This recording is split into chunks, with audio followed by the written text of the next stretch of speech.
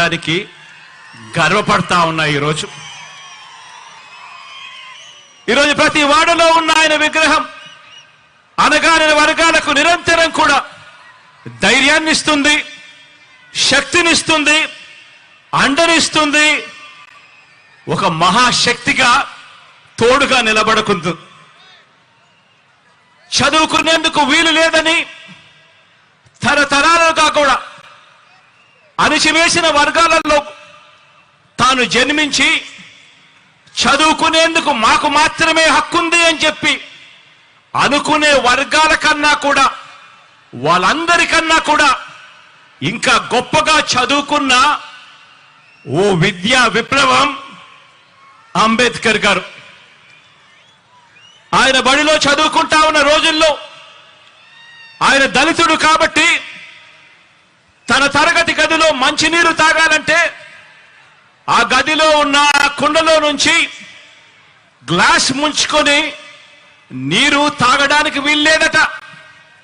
ఆ బడిలో ప్యూను దళిత విద్యార్థికి నీటిని ఆయన తెచ్చుకున్న గ్లాసులో నుంచి పైనుంచి పోసేవాడట.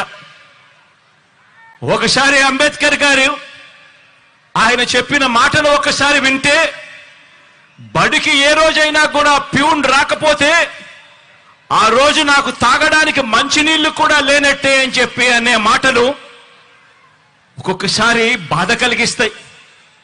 ఒక్కొక్కసారి జరుగుతా ఉన్న ఆ నిజాలను చూసినప్పుడు ఇంకా మనము ఎక్కడ ఉన్నాము అని చెప్పి అనిపించే మాటలు ఇవి. అలాంటి అంటరానితనాన్ని తాను స్వయంగా అనుభవించి దాని మీద ఒక తిరుగుబాటును, ఓ విప్లవాన్ని, ఓ స్వాతంత్ర పోరాటాన్ని, వీటి అన్నిటినీ కూడా ఉమ్మడిగా చూస్తే, ఉమ్మడి చేస్తే ఆ పోరాటానికి రూపమే అంబేద్కర్ గారు.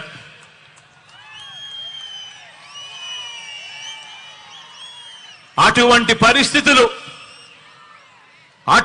పరిస్థితులు స్వతంత్రం వచ్చిన తర్వాత కూడా 77 సంవత్సరాల తర్వాత కూడా వేరు వేరు రూపాల్లో ఇవాళటికి ఉన్నాయి.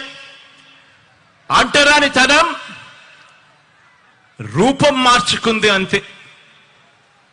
ఆలోచన చేయమని అడుగుతా ఉన్నా.